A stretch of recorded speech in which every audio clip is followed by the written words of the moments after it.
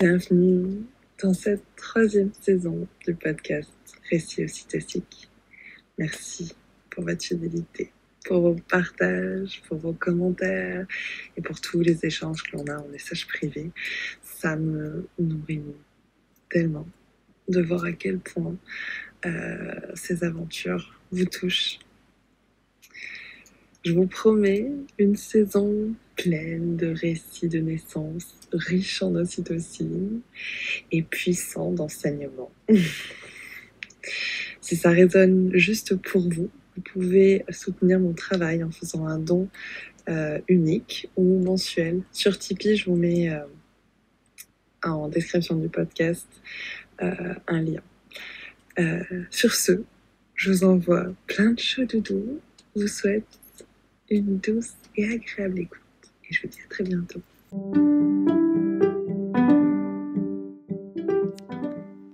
Bienvenue sur le podcast Récits Ocytociques. Des histoires de naissance positives et empuissantes. L'ocytocine, c'est l'hormone de l'amour. Ça signifie littéralement enfantement rapide.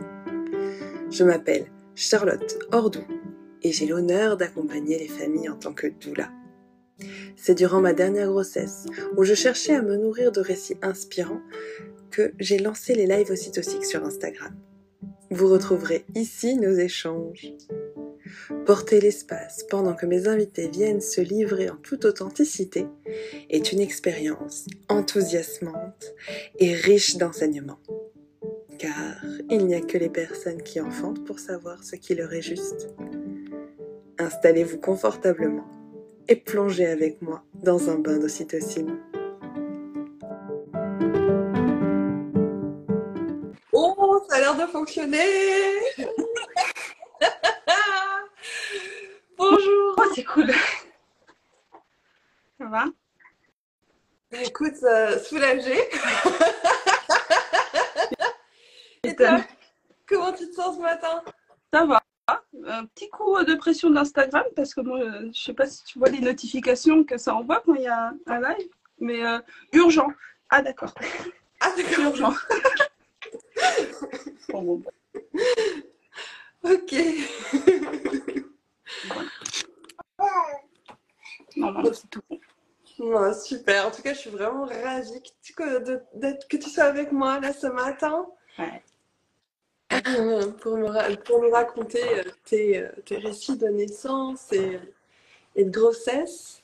Est-ce que tu serais d'accord de nous partager qui tu es et ce que tu aimes dans la vie? Oui, avec plaisir. Du coup, c'est Ambre, j'ai 26 ans, oui. Oh, j'ai plus de neurones, ça y est. Je suis la maman d'une merveilleuse petite fille et d'un petit garçon. Et moi, ce qui me passionne dans la vie, c'est mes enfants, les voir grandir, les accompagner dans leurs apprentissages, tout ce qui est autour de la naissance, la permaculture, l'autonomie. Donc voilà. L'empuissancement, quoi. C'est ça, c'est comment faire avec le peu qu'on a et comment faire fructifier tout ça. Donc, un peu comme la petite graine qui fait pousser le bébé, enfin, avec l'ovule forcément. Ben voilà, avec une petite graine, on peut faire pousser plein de tomates. Ben voilà. Merci pour ce partage. Donc, je disais qu'au final, dans la miniature, que tu avais fait une grossesse et un enfantement libre pour ton second, et en même temps, tu avais fait également un enfantement accompagné à domicile pour ta première. Donc, est-ce que tu serais d'accord de nous partager d'où est venue cette idée d'enfantement à la maison, les deux, et c'était quoi ton cheminement? Alors, il faut savoir qu'on a, bon, peut-être que c'est un peu l'histoire de tout le monde, c'est que ma maman, elle a eu 3 enfants quand elle avait entre 20 et 30 ans. Et puis la petite dernière s'est invitée quand elle avait 40 ans. Donc forcément, moi j'avais 12-13 ans à ce moment-là. Et alors là, c'était le bonheur de pouvoir pouponner Il y avait le bébé à la maison, on était dans un petit appart, on était les 3 grandes sœurs et la toute petite dernière, donc c'était génial. Et à partir de là, j'ai demandé à ma maman si je pouvais avoir un bébé. Elle m'a dit non, pas maintenant. J'ai pas forcément compris pourquoi au début, mais voilà. Et donc ça a commencé, ça a germé. Et puis ce qui est drôle, c'est que la première vidéo de naissance que j'ai regardée sur YouTube, et je l'ai vérifiée, elle n'y est plus, c'est une femme qui donnait naissance dans une rivière. Donc que ce soit le destin ou pas, je ne sais pas, mais c'est une femme qui donnait naissance en autonomie dans une rivière. Elle avait tout ce qu'elle avait avec elle, c'était un tapis en mousse dans les galets. Je fais bon, ben voilà. Et donc en fait, c'est parti de là. Et de fil en aiguille, je me suis renseignée. Et forcément, je pense que je me suis dit, oh c'est cool, il y a des salles nature, oh il y a des maisons de naissance, ah on peut le faire à la maison. Et finalement, avant même d'avoir des enfants, je savais déjà que je ferais un AD. Et c'est ce que j'ai dit à mon chéri. Je lui ai dit, si on a des enfants, c'est à la maison et c'est pas autrement. Donc voilà. Hop là. Et comment il l'a pris? Puisque j'imagine que vous en avez discuté donc bien avant d'avoir des enfants. C'était quoi sa première réaction? Alors, ce qui est drôle, c'est que ça a forgé justement l'histoire de naissance de notre fille. C'est que moi, j'ai dit, je veux le faire toute seule, en nana. Et il m'a dit, oh, j'aimerais bien quand même une sage-femme, c'est plus rassurant et tout. Et en fait, il faut savoir que c'est allé très très vite parce qu'on s'est rencontrés, on a eu le projet de faire un enfant, ça faisait 9 mois qu'on était ensemble. Et un an après, notre fille, et enfin, on a eu le projet de la lancer, quoi. Donc, on peut dire que ça allait très très vite. Donc, je pense qu'il a bien réagi. Il s'est dit, ok, c'est toi qui gères. Donc, de toute façon, il était avec moi. Et c'était le contexte après Covid. En fait, c'est de là qu'est partie l'idée. C'est qu'on a vécu les confinements ensemble. On s'est dit, bon, ben, c'est la fin du monde, autant faire un enfant. De toute façon, ça peut pas être pire. On est enfermé chez nous, on n'a rien le droit de faire. Lançons un enfant. Donc, c'est vrai qu'on avait eu tous les récits des papas interdits dans les salles de naissance et tout. Et donc, nous, on a tout fait dès le début, dès la première écho, pour qu'on soit ensemble. Et si les professionnels n'étaient pas d'accord, bah, on en trouve un autre. Donc, elle a été conçue dans ce contexte-là. Ce qui fait que bah, lui, il était OK parce qu'il a été là à tous les rendez-vous, quasi. Ouais. Et comme tout était en visio, la plupart du temps, sauf les échos, ça facilitait la chose. Et vous avez trouvé facilement une sage-femme pour vous accompagner à domicile près de chez vous? Ouais, je crois que j'ai... c'est rigolo, j'ai emménagé le 31 août avec lui et je crois que le 2 septembre, j'avais trouvé les coordonnées d'une sage-femme. Il n'y en avait qu'une seule, en plus elle avait eu un procès, donc je me suis dit, bon, c'est qu'a priori, elle est à fond. Donc voilà, il n'y en a qu'une. Et donc, on savait un an avant, à l'avance, qu'il fallait la contacter très, très, très, très, très tôt. Très, très tôt, pardon. Hop. Donc, voilà. Et ça s'est bien goupillé, d'ailleurs. Et tu disais que tu avais surtout des rendez-vous en visio. Tu veux bien nous partager comment ça se passait? Ouais, bah, après, c'était contexte 2020. Donc, je crois que... ouais, je l'ai contacté, je l'ai appelé. Je venais de faire mon test de grossesse. Je crois que j'ai appelé mon chéri. Je lui ai dit, je suis enceinte. Il m'a dit, ok, je vais manger. Et il n'était pas avec moi à ce moment-là. Il a raccroché et après j'ai appelé la sage-femme et je lui ai laissé un message. Elle m'a dit, bon, bah, très bien. Vous allez faire une prise de sang. Et puis on se voit, donc ça c'était en octobre. Elle m'a dit, on se voit en décembre. Donc elle m'a envoyé comment ça s'appelle, les ordonnances par mail. Elle les prenait en photo, moi j'ai scanné, je les imprimais. Et donc je l'ai vue une première fois et après elle m'a dit, après j'avais pas très très envie de la voir non plus. Elle le sait. Ça faisait loin, j'avais pas forcément de voiture à ce moment-là. Et donc en fait on était sur Messenger et tous les mois on faisait comment ça s'appelle, les consultations prénatales, je crois. Enfin, pas vraiment tous les mois, mais on faisait un check-up, on parlait préparation à la naissance, quoi, au final. Donc voilà. C'était très compliqué. Parce que forcément, quand tu veux faire un enfantement libre et que tu oses en parler à une sage-femme qui fait des enfantements à la maison, quoi, accompagnée, et que tu lui en parles pour toucher mot, tu vois, et que c'est ton premier bébé, et que juste avant, on te dit, ben non, en fait, vous êtes trompé dans le terme, votre bébé, il n'est pas à temps de ça, il est en retard, donc déjà, on te met le doute. Et que après tu vois une deuxième sage-femme qui te dit si tu veux, moi, les ANA, c'est non, c'est irresponsable. Et je sais qu'elle a dit ça pour me faire peur, parce que finalement, elle soutient totalement les ANA. Je me suis dit, je me suis vexée, et donc tout notre parcours, là où j'aurais dû la laisser finalement, et faire mon chemin toute seule, mais j'avais 23 ans à ce moment-là, 22, 23, je sais plus, 22. Ben, je suis allée un peu à reculons à faire des visios. Après, c'était pas compliqué, on était chez nous. Moi, j'avais des cours, j'étais étudiante à ce moment-là, donc c'était en visio. Et donc, j'ai dû la voir en tout et pour tout 3 fois dans ma grossesse en physique. Donc, voilà, ça allait, c'était 1 heure, elle prenait le temps, elle était vraiment là pour nous rassurer. Donc, mais quand tu veux pas d'aide, est-ce que tu es ouvert à avoir de l'aide? Je ne sais pas. Donc voilà, à peu près. Et après, est-ce que tu as des choses qui te nourrissent pendant ta grossesse, puisque ce lien avec cette sage-femme n'est pas comme dans tes rêves? Est-ce qu'il y a quelque chose qui te permet de t'envoyer de l'ocytocine et de préparer cette naissance un peu plus en douceur? Enfin, si, je dis non, mais en vrai, c'était toujours virtuel. Du coup, à ce moment-là, la sage-femme m'a parlé de Quantique Mama. Donc, j'ai pris les préparations à la naissance. Je crois qu'elle en a 3 et que j'en ai pris 2. En parallèle, j'avais lu beaucoup de livres enfin des livres anglophones sur True Midwifery de Ina May Gaskin, tous les livres français, Accoucher par soi-même, tout ça. Donc j'avais tout lu. Et en plus, j'avais pris la formation de Complete Guide to Free Birth de Free Birth Society.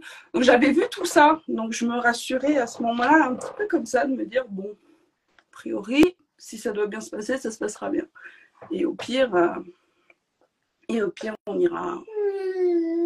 Non, il n'y avait pas de au pire, ça serait comme ça et pas autrement. Parce que j'avais décidé que c'était mon projet et que c'est comme ça. Donc finalement, c'est vraiment à travers les réseaux, tout était virtuel. Donc voilà. Donc tu es nourrie de tout ça, de toute cette confiance, du fait que ce soit possible de faire librement. Et là, tu es à la fin de ta grossesse. Est-ce que tu aimerais commencer? Est-ce que tu aimerais parler du premier récit de naissance? Est-ce que tu aimerais... Oui, vas-y.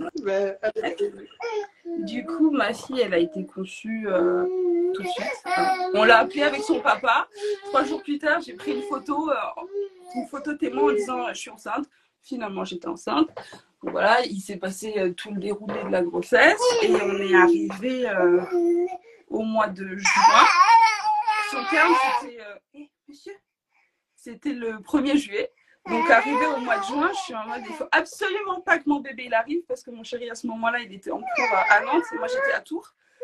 Donc, il faut surtout pas qu'il vienne ce bébé jusqu'au 10 juin. Donc, voilà. Et dès que mon chéri est arrivé, je suis bon, il n'y a pas de souci. On a fini les cours, il a passé ses partiels. Moi, j'ai fini mon année, j'ai eu mon année, j'ai fini ma licence. Donc, on attendait. Et il faisait particulièrement chaud. Et quand on est très très ronde avec un bébé à l'intérieur, je ne sais pas si c'est une mini bouillotte intégrée, mais c'était un petit peu compliqué à supporter. Donc on attendait et moi j'étais persuadée qu'elle naîtrait le 23 juin. J'étais persuadée de ça dès le début. Donc les jours arrivent, on sent que il se passe rien. J'ai jamais eu une seule contraction de toute ma grossesse, sauf une fois où je me suis dit vas-y, je vais déclencher ma fille. En faisant le ménage, j'ai eu une contraction qui a duré 15 minutes, j'ai dit plus jamais. Donc voilà, arrive le 23 juin, persuadée que ça allait arriver, rien. La journée passe, la nuit passe, et là je m'effondre parce que pour moi je suis à 41 semaines, alors que le terme c'est le 1er juillet pour les professionnels qui m'accompagnent. S'il te plaît. Et donc, c'est très très compliqué pour moi parce que je suis dans l'attente et je suis en train de remettre en cause tout ce que je sais, tout ce que je pense savoir sur mon corps, sur mon bébé. Donc voilà, il y a ma maman qui est arrivée, à côté de chez nous. Et finalement, arrive le 30 juin. Et je me dis, bon, de toute façon, ce bébé ne viendra pas. J'abandonne. Je suis allée manger au resto avec ma famille. Je crois qu'on n'avait pas le droit. Je crois que c'était à ce moment-là qu'il y avait le pass sanitaire. Donc, on est allé au resto. C'est peut-être après qu'il est arrivé. Je ne sais pas. Bref, on est allé au resto. On a mangé très épicé. Je suis rentrée chez moi. Je me suis endormie à 1h du matin. Je dormais plus trop. Je me couche. Et là, à 4h du matin, j'ouvre les yeux. Je fais, il y a quelque chose de louche. Donc, je me lève. Je regarde, je sens quelque chose couler, mais je ne suis pas très certaine parce que ça faisait 2 heures que je dormais. Donc je vais dans ma salle de bain, je vois, il y avait une fissure. Bon, voilà, 1er juillet, hein, j'avais pas raison, les professionnels avaient raison, ce bébé va arriver le 1er juillet. Donc je dis à mon chéri, je dis, j'ai perdu les os et tout. Il se lève, à 4h du matin, il n'était pas tout frais. Il regarde, il me fait OK, il va se recoucher. Je fais, d'accord, bon, va dormir, il n'y a pas de souci. Moi, je suis restée debout. Grosse erreur. Parce que j'avais pas dormi la nuit d'avant. Donc, à 4h du matin, la nuit est finie. Je me lève. À 6h du matin, j'envoie un message à ma sage-femme. Elle me dit, bon, va marcher. Ah non, j'ai pas envie de marcher. Mais j'y vais quand même. Et il ne se passe absolument rien. Mais rien du tout. Ben oui, t'es fatiguée, monsieur. Donc, voilà. On la tient au courant, on se barricade un petit peu dans notre bulle. Mon chéri, il prend sa journée, parce que je crois qu'il est en télétravail à ce moment-là. Et qu'est-ce qu'il y a, monsieur ?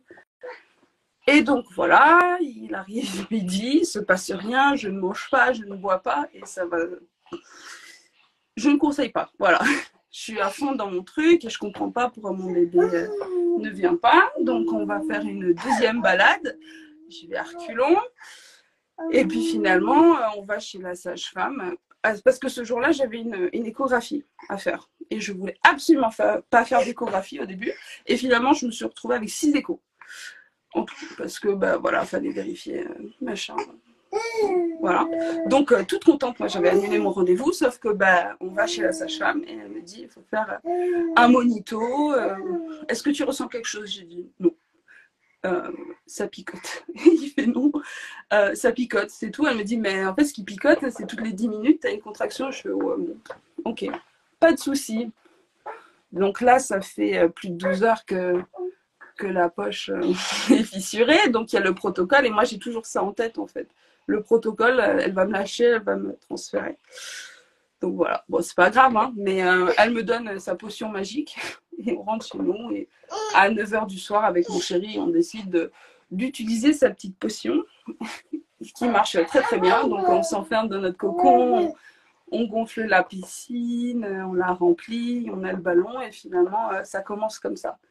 À 9h du soir, le travail commence et on gère plutôt bien et c'était cool et on avait la musique et c'était vraiment merveilleux à ce moment-là et on était en communion parfaite avec mon chéri. Et donc, le travail, progressivement, il augmente en intensité. Et pour mes 2 enfantements, ça a été la même chose. Mon chéri s'endort.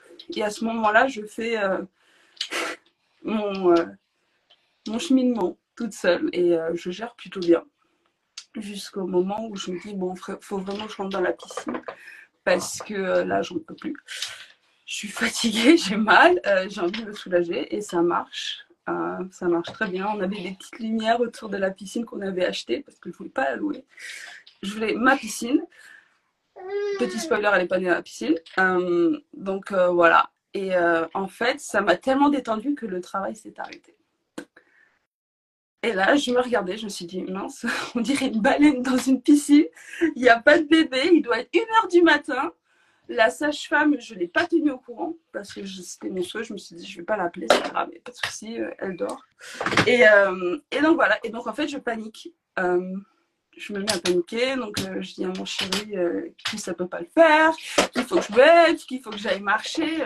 Je me suis dit, j'avais une petite pause et tout, et j'aurais dû la saisir, mais bon, voilà, dans le feu de l'action, pas du tout. Donc, on envoie un message à la sage-femme. Florian doit aller la voir pour récupérer. C'était de l'huile d'onagre, je crois, à mettre. Voilà. Donc, il se dit, j'y vais. Parce que moi, j'étais en mode, je suis toute seule. J'ai mes chats, j'ai mon chien, il n'y a personne pour me sauver. Non, tu pars pas finalement. Et là, les vagues, les contractions, moi, c'était même plus ça, c'était le level au-dessus, étaient en train de littéralement me pourfendre en deux. Comme ce que je disais, ça commençait en haut et ça finissait en bas dans les reins. Et ça, je n'ai pas très bien vécu la première fois. Et j'étais pas prête parce que j'avais eu aucune contraction de toute ma grossesse. Donc là, vraiment, je me suis dit, ah, peut-être que je vais pas y arriver, peut-être que je suis un peu trop grande bouche et on va appeler la sage-femme parce que là, en fait, je vais demander une césarienne, je n'en peux plus. Et en fait, je pense qu'elle n'était pas forcément bien positionnée à ce moment-là et qu'elle faisait son chemin vers la sortie, mais de manière pas hyper confort pour moi. Donc, je dis à mon chéri d'appeler. Et là, pendant 1 h ou 2, j'étais vraiment dans la piscine en train de subir. Ce qui n'est pas grave, mais bon, voilà. Donc, et puis la sage-femme arrive et j'entends la porte. Il devait être 4-5 h du matin. Et je ne sais pas pourquoi, elle est arrivée telle une petite souris, j'entendais rien, mais je l'entendais. Et elle arrive et je sens l'odeur du café et une grande présence enveloppante, pleine d'amour qui arrive et qui me dit bon ben voilà c'est super, bravo. Et elle chuchote et en fait ça m'a vachement apaisée qu'elle soit là. Et j'étais en mode ah bah c'est ça en fait, c'est pour ça que j'ai pas eu besoin de toi pendant toute ma grossesse, mais les 3 dernières heures avant la naissance de ma fille j'ai eu besoin de toi. Et donc elle était avec moi, elle m'a aidé à gérer des contractions, elle a montré à mon chéri comment bien faire les contre. Je suis en haut mon cœur. Les contre-pressions parce que finalement c'était un peu dans les hanches, le bassin que j'avais vraiment mal. Et finalement, vers, je sais pas, je sens ma fille descendre. Et là, je ne veux plus être dans la piscine. Je dis non, non, ça va pas le faire, ça va pas le faire. Je sors. Et j'ai la bonne idée de m'allonger sur un matelas, sachant que ma fille est en train d'arriver. Et ma Sacha, elle dit oui, bon, ben j'ai fini, j'ai regardé ta fille arrive, lève-toi. Et je suis non, je ne me lève pas. Je m'en fous, je suis fatiguée, j'ai faim, j'ai soif, j'en ai marre, je veux qu'elle sorte. On savait pas que c'était une fille à ce moment-là. Et je suis restée sur mon matelas et ma fille finalement est sortie relativement vite, je crois, en 3 minutes. Et moi j'ai fermé les yeux à ce moment-là parce que j'étais tellement fatiguée. Et donc moi j'ai que j'entends en fait, j'entends mon chéri. Première fois je crois que je le vois pleurer. Et il me dit ah mon cœur il est là et tout. Et j'entends la sage-femme qui m'encourage et moi je suis totalement dans un autre monde, shootée, les yeux fermés. Et là je sens ma fille qui sort. Il sort la tête. J'avoue le cercle de feu, je l'ai pas senti. Parce que c'était un gros bébé. Donc voilà. Et ok. Et j'entends le monito à ce moment-là. Et je sens l'atmosphère un peu changer dans la pièce. Mais en fait, le cœur de ma fille est en train de ralentir. Apparemment, c'est totalement normal. Et je sens mon chéri qui est en mode allez, mon cœur, il va falloir y aller et tout. Finalement, je crois qu'elle était descendue à 30 battements par minute. Je sais pas ce que ça vaut. Et donc, si je l'ai poussée, elle est sortie. Et là, j'entends la sage-femme qui dit vas-y, attrape-la. Et mon chéri en mode mais le bébé il n'est pas sorti, je vais pas l'attraper et tout. Si. Donc Finalement, ma fille est sortie avec son père qui me l'a posé dessus. Et je crois qu'elle n'a pas pleuré. Et elle a ouvert ses yeux. Et pendant 10 minutes, elle était comme ça, un tout petit nourrisson avec ses gros yeux qui nous regardaient comme ça en mode « Salut, c'est moi !» Et je me rappelle qu'on était vraiment dans un autre monde. C'est incroyable. De voir ce petit être, on s'est dit « Waouh, elle est réelle en fait. » Ok. Donc, on est là, on la regarde et tout. Et je sais pas. Le temps s'est évaporé. Je pense qu'il s'est passé peut-être 30 minutes. Et là, on a quand même une petite fille qui nous dit bon, il serait peut-être temps de sortir le placenta. Je dis oh non, t'inquiète pas, il est décroché, il est là, j'ai pas envie. je savais pas comment je savais, mais je savais. Et donc je lui dis bon ben voilà, regarde, je vais pousser et le placenta est sorti. Et donc on regarde avec mon chéri notre bébé. Et je lui dis, c'est quoi? C'est une fille, c'est un garçon? Parce que moi, je suis persuadée. Parce que la première fois que j'ai rencontré mon chéri, j'ai rêvé d'un petit garçon qui m'a dit, je m'appelle comme ça, et lui, c'est mon papa. Et j'ai vu ça, je vais, ah, ok, bon, ben, ça devait être un garçon. Donc là, je lui demande, il regarde, il me fait, ah, c'est un garçon. C'était un cordon. Je regarde, ah non, ça, c'est un cordon.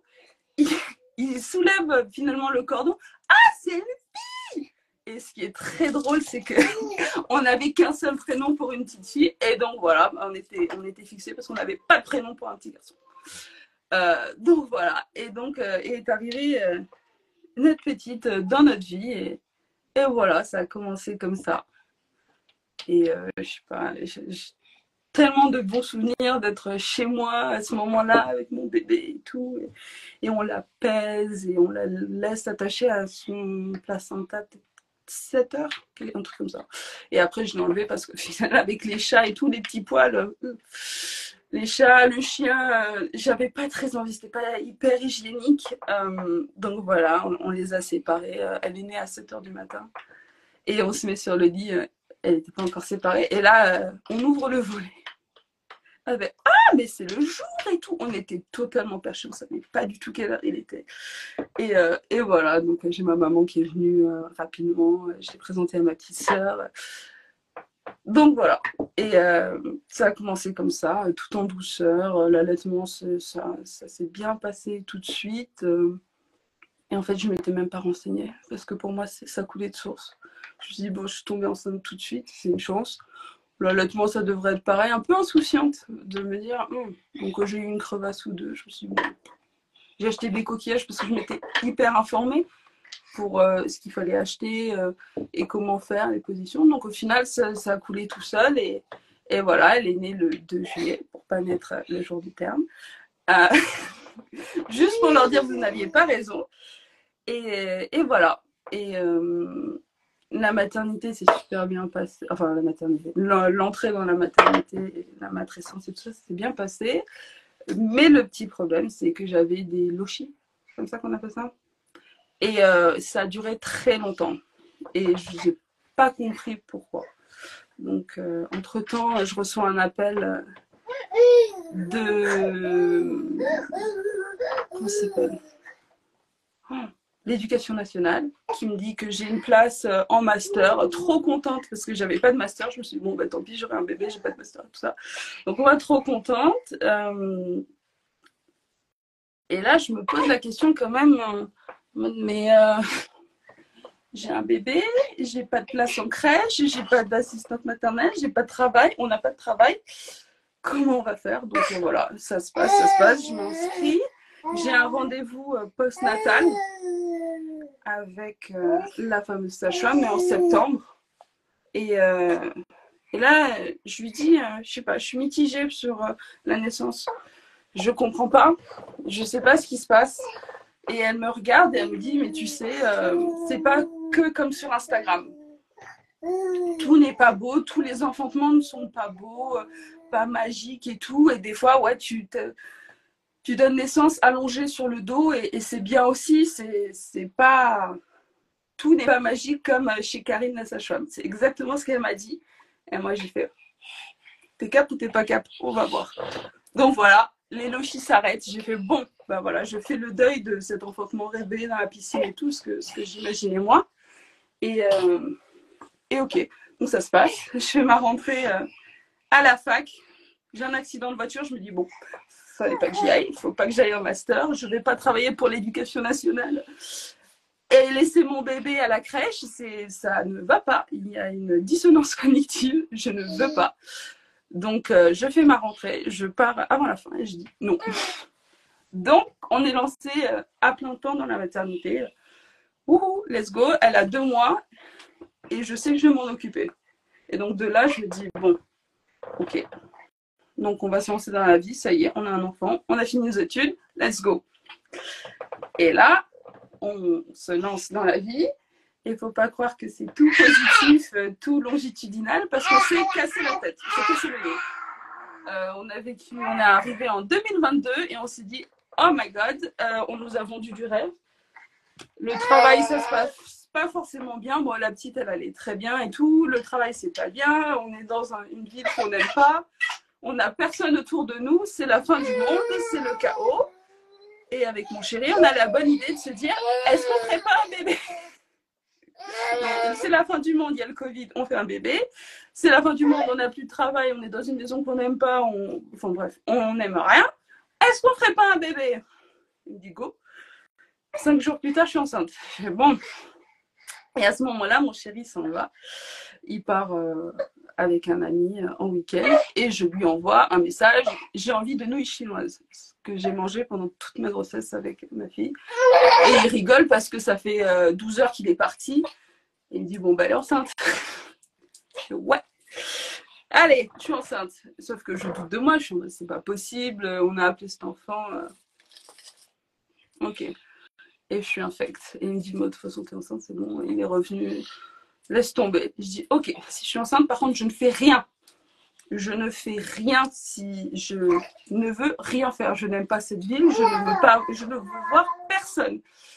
Donc, ça a commencé comme ça. Et toutes les 3-4 semaines, j'avais un doute. Je me suis dit, est-ce que je suis vraiment enceinte et tout Bon, ben, je ne ferai pas la prise de sang. Donc, je ne sais pas. Je vais me faire confiance. Et c'est parti comme ça.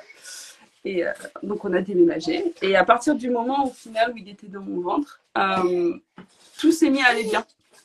On a déménagé près de Nantes. J'avais toujours eu envie de partir vers la Bretagne. On a trouvé une maison à la campagne.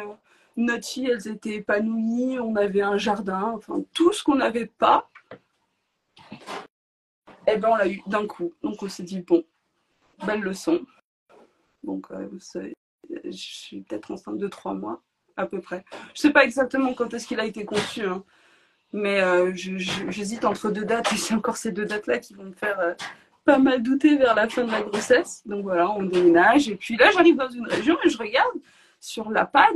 Oh, il y a 4, 5, 6 sages-femmes. Je vais, ah, non, ça ne m'intéresse pas. Puis il y en avait une 7e au final. Je fais, ah ouais, non, et tout.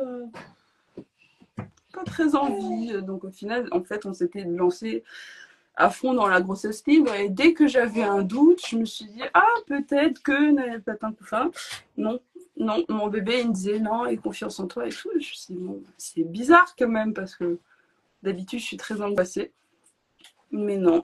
Et puis, on l'annonce à nos familles vers décembre, au final, il y a 1 an. Et là, ça se complique un peu parce que les mamans, elles nous disent ça se passe bien, la sage-femme et tout, les rendez-vous. Et là, je me rends compte que j'ai pas envie de mentir.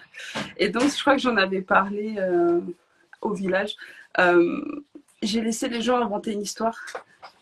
Et on m'a demandé si ça se passait bien. Je fais ouais et tout, le bébé va bien. Et puis la sage-femme est sympa, ouais, de ouf et tout.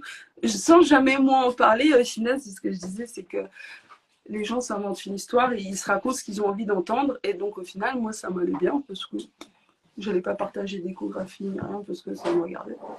Et donc voilà. Et finalement, je l'ai senti très très tôt.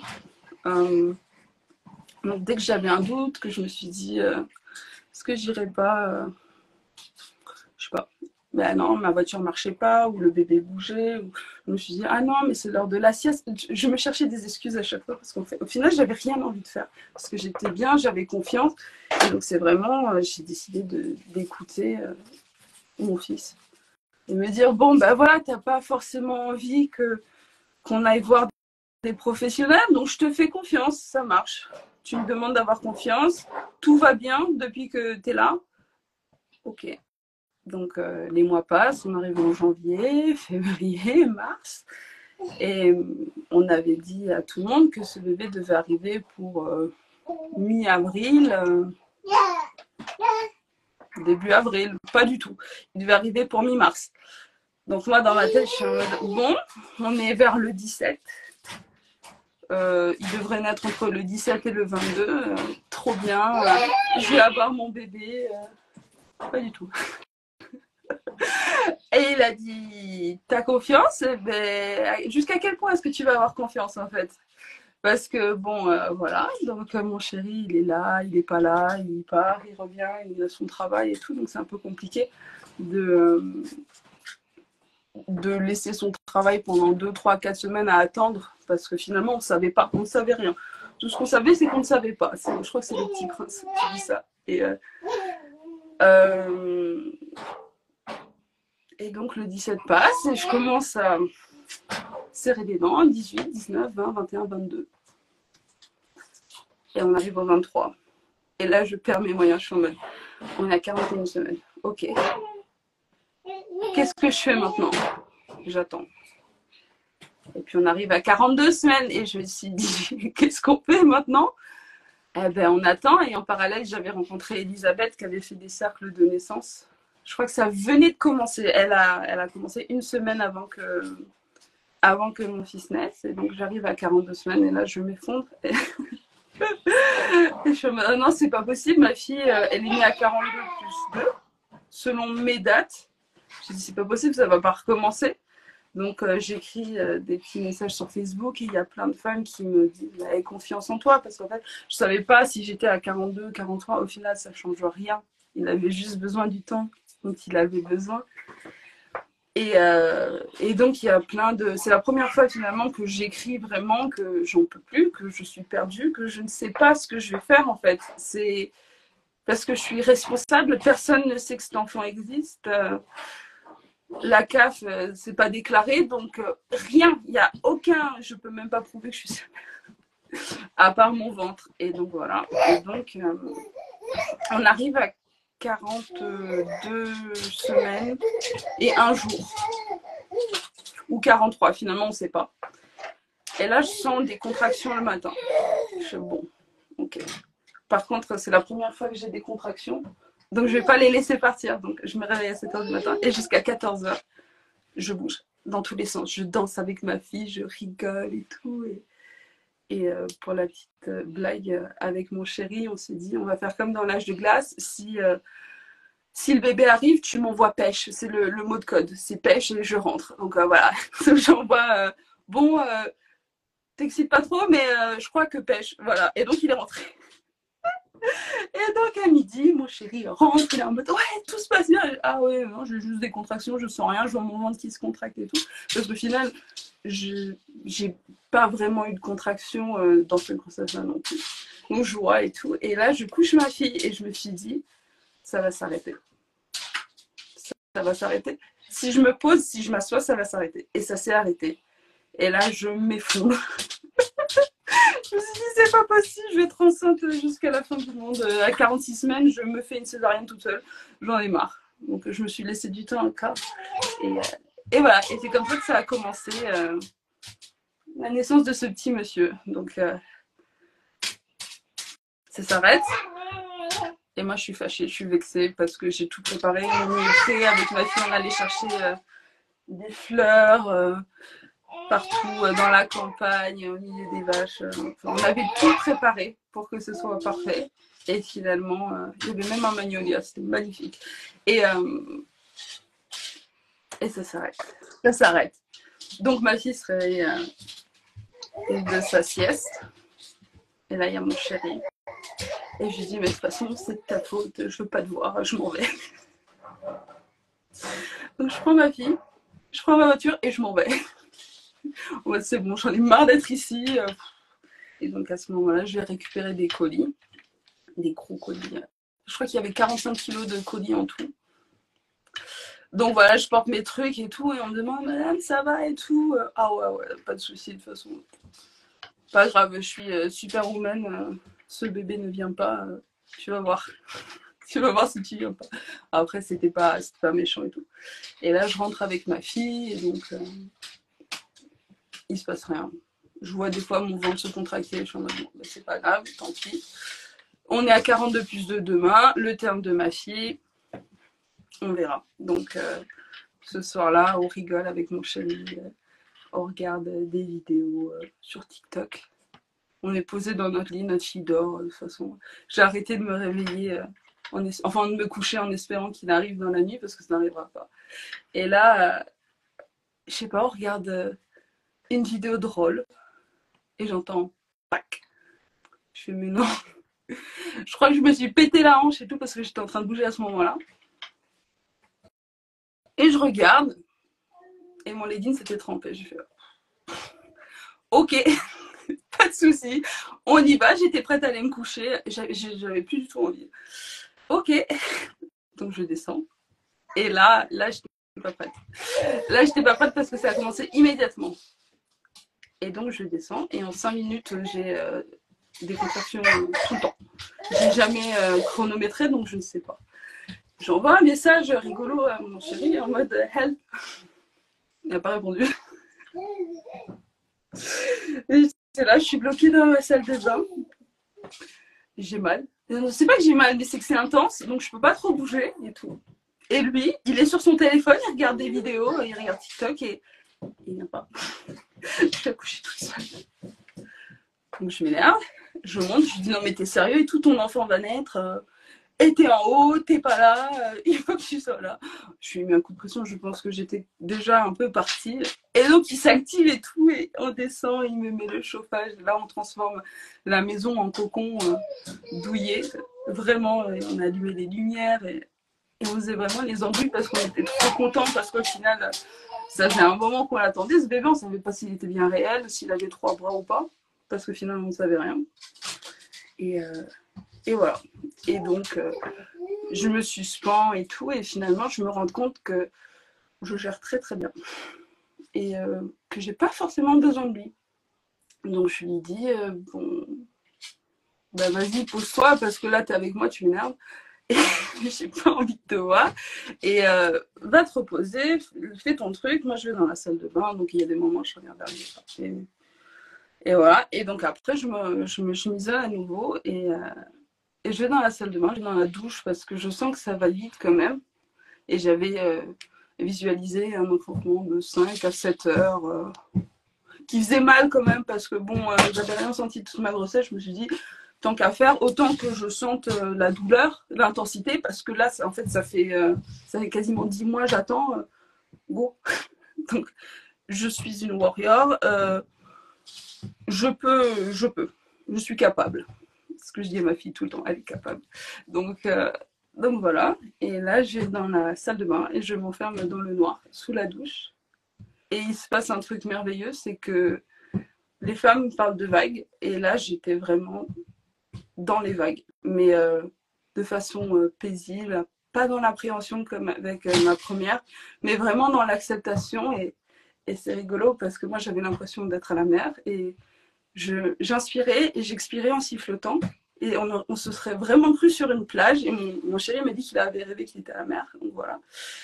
Et je sais pas, il se passe pas mal de temps comme ça, où je gère le travail dans le noir en sifflant. Et je me dis waouh, ok, ça existe en fait. C'est pas juste dans les récits. Et ça peut m'arriver, ça arrive et c'est génial. Et je sais pas, c'est merveilleux. Sauf qu'à un moment, je commence à un peu douiller. Et je me suis dit, ouais, c'est cool et tout, surfer les vagues, nanana, mais je suis toute seule. Et donc, je me mets à terre, je sors de la cabine de douche et en fait, il y avait un entrebâillement de la porte et là, je vois mon chéri qui dort. Donc, je l'appelle une fois, deux fois, trois fois. Il dort. Et le pauvre, je rugis son prénom, mais je hurle. Oh, rentre ici, viens, j'ai besoin de toi et tout. Donc, je le vois se lever du canapé à moitié tomber par terre. Je sais, mon Dieu, je n'ai pas conscience de ce que je dis. Et il arrive. Et je lui dis, j'ai besoin de toi. Je veux pas faire ça toute seule et tout. Et en fait, c'était la désespérance. Et c'est allé très très vite parce qu'il devait être à peu près 2h du matin, je pense. 2h30. Je sais rien. Et ça a commencé à peu près à 10h30 pour se situer. Et je lui dis, j'ai plus envie. J'en ai marre. Donc il me donne à manger, il me donne à boire. On avait tout prévu. Les smoothies et tout. Et voilà. Et donc, il est là, il fait des vocalises avec moi, il me soutient et tout. Et puis, à un moment, je lui dis, je suis vraiment fatiguée. Et du coup, il prend une couette et il la met par terre. Et il se met par terre et je m'allonge sur lui. Et là, je me suis dit, waouh, c'est incroyable ce qu'on est en train de vivre. Ça, c'est les derniers instants d'être parent d'un seul enfant. Bientôt, on sera 4, avec tout ce que ça entraîne. Mais là, j'ai juste profité de l'instant où il n'y a que nous deux. On est 3, mais il n'y a que nous deux. Et je lui fais un câlin et il massait le dos et j'étais allongée par terre, finalement. Et je fais incroyable. C'est incroyable. Le bébé va arriver. Et je sais pas, je me suis dit, waouh, on a fait ça à 2. Donc, c'est normal qu'on vise ça à 2 et pas avec quelqu'un d'autre. Et ça doit se passer comme ça doit se passer et c'est merveilleux. Donc voilà, sur ces douces paroles, j'ai une envie de me verticaliser et finalement je vais m'adosser sur mon évier comme ça, avec les genoux à terre et je dis à mon chéri, ah, il descend. Allume la caméra. Et je crois que du coup tu avais vu une partie de la vidéo que j'avais partagée. Et je lui dis, vas-y, c'est maintenant. Et je le sens descendre. Et je fais, wow, c'est cool. Je suis très lucide. Enfin, je sais pas si j'étais lucide au final ou pas. Mais je discutais avec mon chéri et c'était très, très, très, très calme.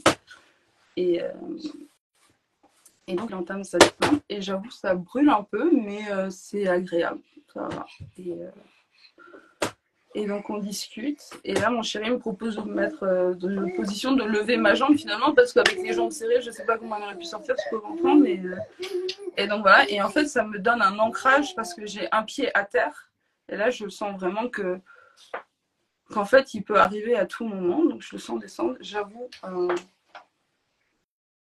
j'ai eu envie de partir. Je dis, je peux pas, j'ai plus envie, j'en ai marre. Comme avec ma fille.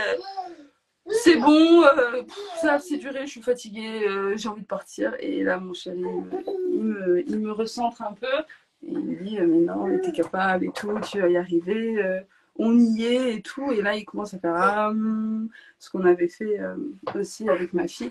Et là, il va pas s'arrêter pendant 20 minutes. Et ça va vraiment m'aider à... Ok. Et donc, il continue à me masser. Et en fait, tout simplement, je le laisse faire. Et oui, je t'ai laissé faire. Et il descend. Et là, je sens qu'il y a possiblement un moyen qu'il soit pas très loin. Donc, je touche et je sens sa tête. Les bosses de sa tête. Et je me fais... est-ce qu'il serait pas à l'envers, cet enfant? Parce que je me suis dit, c'est peut-être des fesses. Je sais pas. Je suis dit, bon, ok. Et là, comme pendant toute la grossesse, il se met à bouger. Et je sens ses pieds dans mon utérus, en haut. Enfin, plus vers le nombril. Je me dis, ah bon, bah c'est bon. Ok. Il n'y a pas de souci. C'est dans la bonne position. Donc, il descend. Et c'est vraiment, c'est le réflexe expulsif. Il descend, il descend, il descend. Puis là, il y a sa tête qui commence à sortir. Et moi, je me suis dit, mais si ça se trouve, il est mort. Ça y est, là, il est mort. Et pas du tout. Et sa tête sort avec un deuxième... ça se pousse tout seul. Et sa tête sort. Là, je me dis, bon, bah, de toute façon, il est bloqué, il ne va pas sortir. Et on n'entend pas le petit, là, qui commence à gémir à l'intérieur de moi. et elle se mouchait. Je fais ah quelle horreur, c'est horrible ça, j'aime pas parce qu'en fait il bouge et tout. Je suis en mode ah et c'est atroce en fait. Mais au moins il est bien vivant et tout et donc son papa il est mort de rire. Et à côté ah et tout, il bouge, il a les yeux ouverts et là j'avoue pour sortir son corps c'était un petit peu intense. Finalement c'est le seul moment où j'ai senti une grosse intensité. Mon chéri il me dit allez vas-y pousse et tout, il va sortir, il est là. Et moi, dans mon esprit de contradiction, je me dis non, je ne pousserai pas. Et au final, il est sorti d'un coup. Et je crie à mon chéri, attrape-le, parce que moi, je ne peux pas l'attraper. Là, je suis trop bien, je n'ai pas envie de bouger, attrape-le. Et en fait, il était là avec ses mains, il était là, je suis là, je suis un réceptacle. Et mon fils est né, pam, dans les bras de son papa qui l'a rattrapé. Non sans mal, parce que ce monsieur était glissant. Et il me l'a passé entre les jambes et il me l'a donné. Et on a fait waouh, ça y est, il est là. Incroyable. Et il s'est mis à pleurer. Et je sais pas, c'était magique. Oui, je sais pas. C'était magique de se dire waouh. Mais il était très, très pâle. Il était tout blanc. Pourtant, le cordon allait bien. Et c'est vrai que quand je regarde la vidéo, je me dis il n'était pas rose en train de crier. Et je sais pas, je le regarde et il est tout mou. Et je me dis, bon, on va continuer à faire confiance. Donc j'essaye de l'inspirer, mais finalement, il avait tout expulsé lui-même. Et je sais pas, je le touche, je le lèche même, je crois, au moment. Et je sais pas, c'est très, très paisible et il va se mettre à crier. Et là, on voit que tout s'apaise parce que quand même, savoir qu'il s'oxygène tout seul, c'est cool aussi. Et voilà, et il se mettra à pleurer pendant 1 heure, en mode vous m'avez attendu, me voilà. Et c'était incroyable. Et ouais, c'était fou en fait de la voir et de se dire bon ben on t'a fait confiance et ça y est, t'es là en fait. C'est si simple. Et on t'a fait confiance. En fait, les bébés naissent tout seuls. Hein.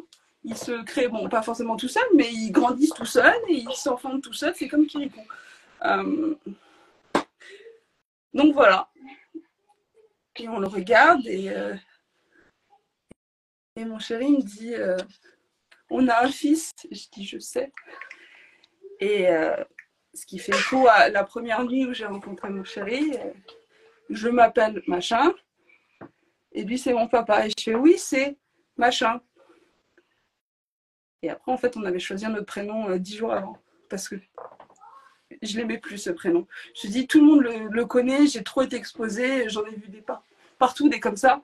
Donc, on a changé son prénom. Et je dis, ah oui, c'est... Bon, je vais dire, c'est Elouane. On avait dit... et je fais, ah, mais non, mais il s'appelle pas comme ça, en fait. En mode pour boucler la boucle de... C'est lui, le petit garçon que j'ai entendu, qui m'a dit qu'il allait arriver. Et voilà, je me suis dit, c'est un beau signe, quoi. Et donc, on s'est posé. Je me suis assise. C'est très inconfortable de s'asseoir quand on vient d'avoir un bébé. Je ne sais pas qui c'est qui a inventé ce concept. On devrait être couché directement parce que vraiment, c'est waouh! J'ai senti des parties de mon corps que j'aurais aimé ne jamais sentir. Et donc, on se pose. Et là, je sens que j'ai envie que ça se finisse. Mais que le placenta ne veut pas forcément trop sortir. Donc, on bouge, on prend le petit, on le découvre, on le met dans un drap chaud devant le chauffage et on sort de la salle de bain. Et finalement, c'était trop inconfortable. Donc, on repart dans la salle de bain et là, j'ai vraiment mal. C'est la seule fois de tout l'enfantement où j'ai mal. Et je me dis, c'est pas normal. Donc, je me mets sur la lunette des toilettes, je m'assois. On avait mis un saladier en dessous. Et là, j'entends un robinet. Et là, j'ai dit mince. C'était la seule chose que j'avais à peu près préparée parce que j'avais rien fait. J'avais rien acheté pour la naissance au final. Sauf un lien de cordon de mes lunes. Comme ce que j'avais fait pour ma fille. C'est leur cadeau, c'est le lien de cordon et un collier en ambre. Et là, j'entends vraiment un robinet.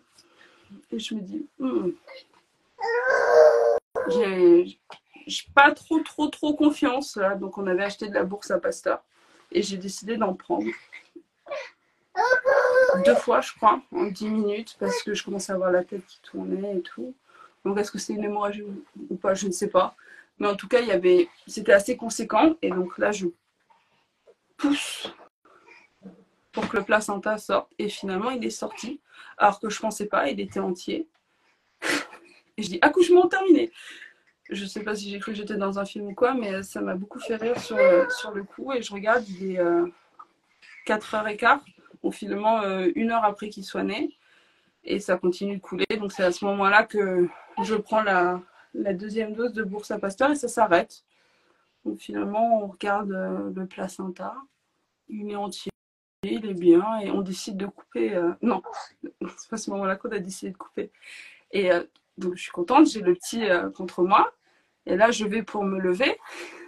Parce qu'on n'avait pas forcément beaucoup réfléchi, mais le saladier, il est resté bloqué dans la lunette des toilettes.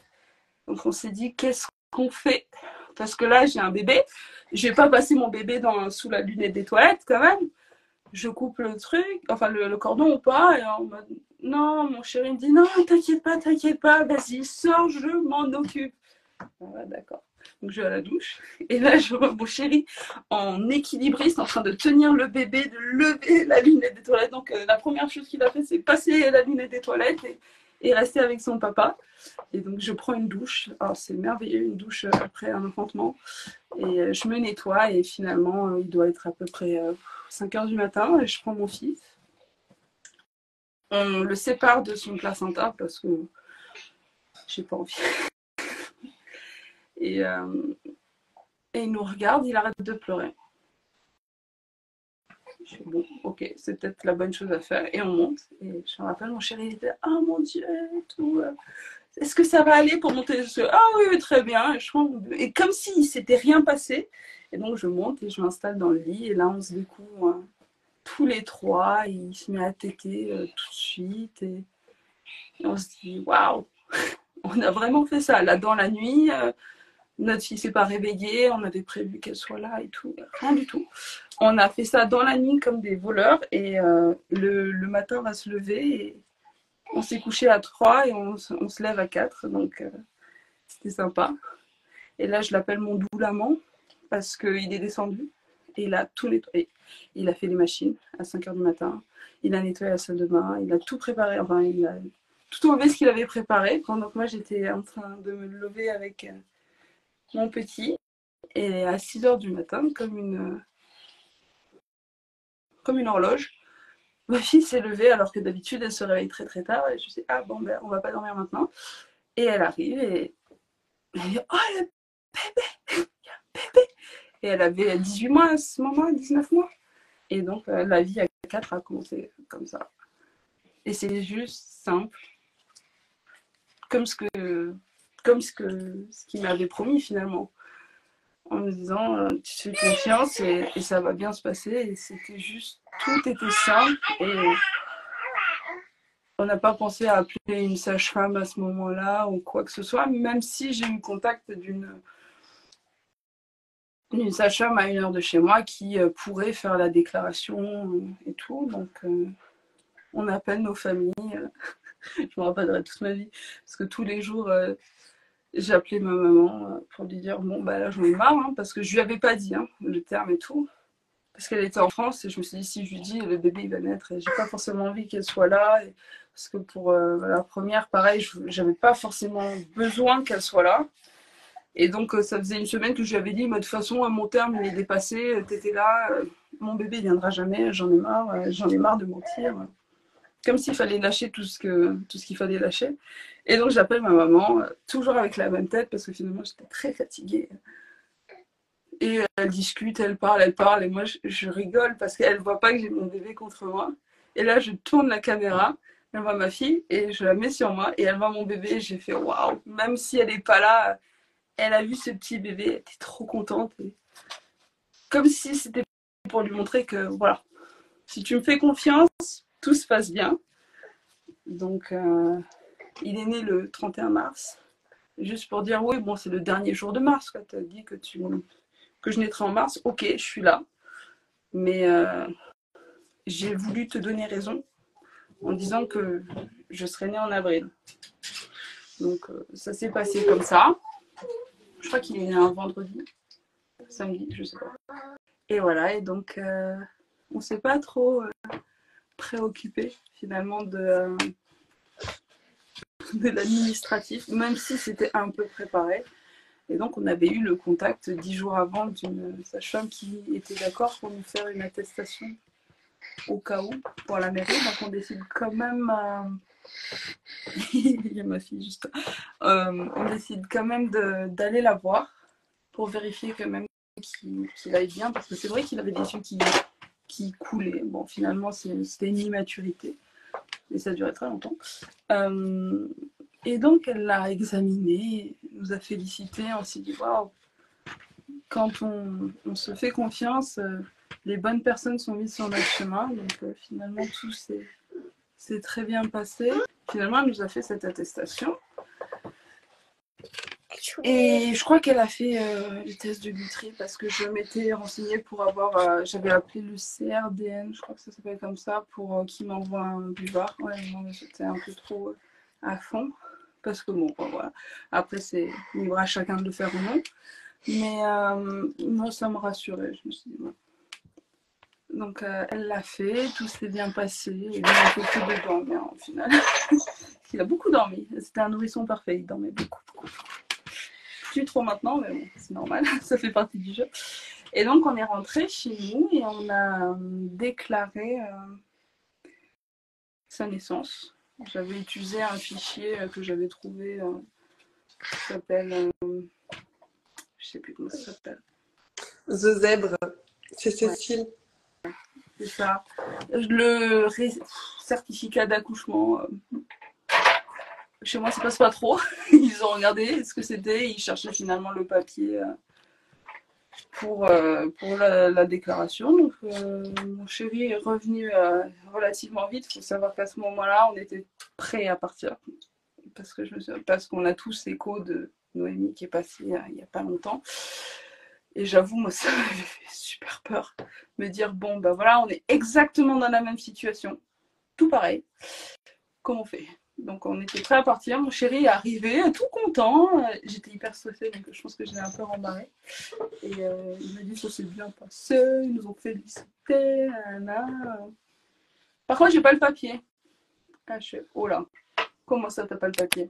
Il me dit oui, l'officier il est pas là pour signer, donc il rappelle, il dit ouais, passez dans l'après-midi. Parce que j'avoue, ça m'a mis un petit coup de pression de me dire ça sent un peu mauvais, mais finalement non, ça s'est très bien passé. Il allait le récupérer quelques heures après.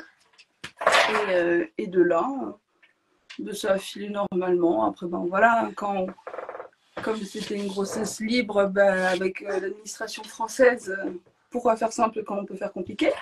Donc pour déclarer notre enfant, c'était des péripéties au niveau de la sécu, parce que ben, forcément, comme c'était pas dans leur fichier, il a fallu envoyer des dossiers papier, mais finalement ça aussi ça s'est très bien passé. Ça a mis 2 mois à exister, mais il a existé. Donc voilà.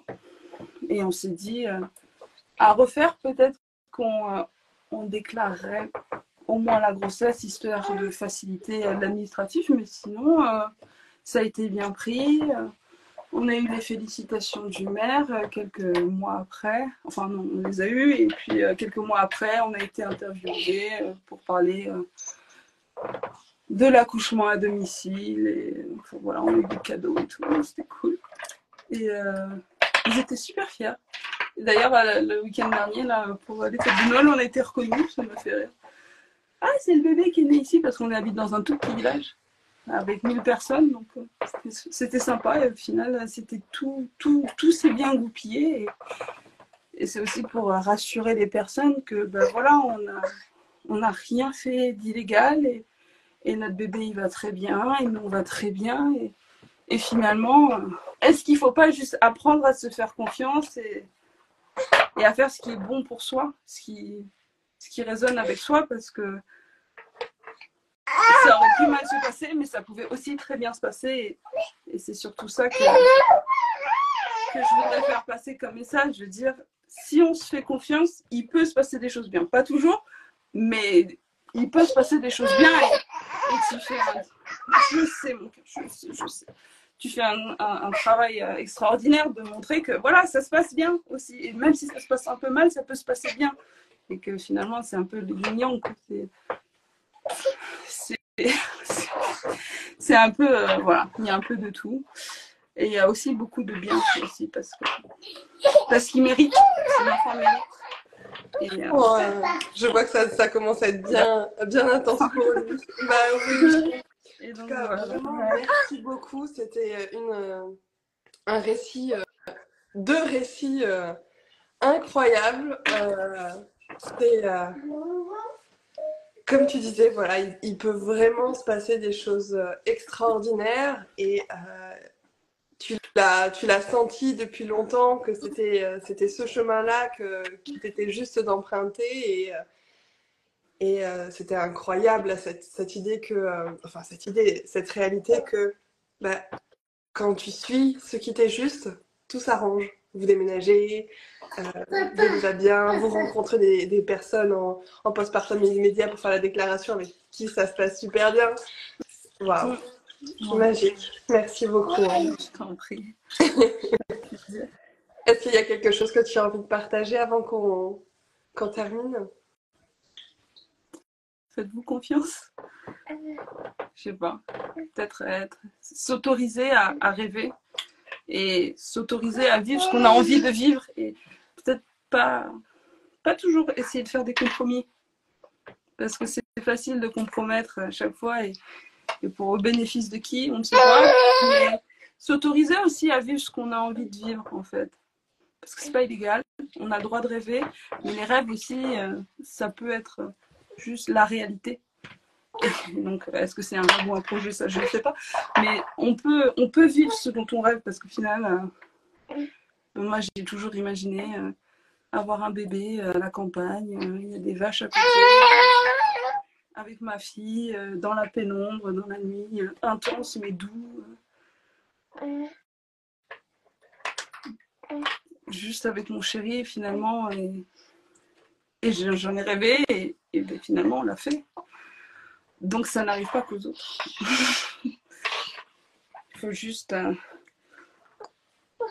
se laisser oser quoi. Donc faites-vous confiance, écoutez-vous et normalement ça devrait bien se passer. Mais voilà. Bah, merci de tout cœur pour ce moment magique et riche en ocytocine. Merci d'avoir partagé de ta confiance et merci aussi de t'être offert tes rêves. Oui, merci à toi de m'avoir accueilli et de m'avoir permis de me replonger dans tout ça, à voir si j'en fais pas un petit troisième après ça. On va essayer de dormir et puis après on verra. Ouais. Merci beaucoup.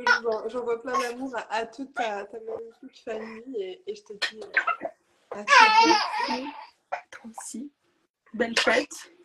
Oui, c'est vrai. Belle fête de fin d'année à toi également. Alors, comment vous sentez-vous après cet épisode ? J'ai très envie de connaître vos ressentis, donc n'hésitez pas à les écrire en commentaire. Vous pouvez également laisser une note. Cela contribue à donner plus de visibilité à ces aventures en puissançantes. Si cela résonne juste pour vous, partagez cette histoire, qu'elle puisse soutenir d'autres familles en cheminement. Je vous remercie, vous envoie plein de chaud doudou et vous dis à la semaine prochaine pour un nouveau récit ocytocique.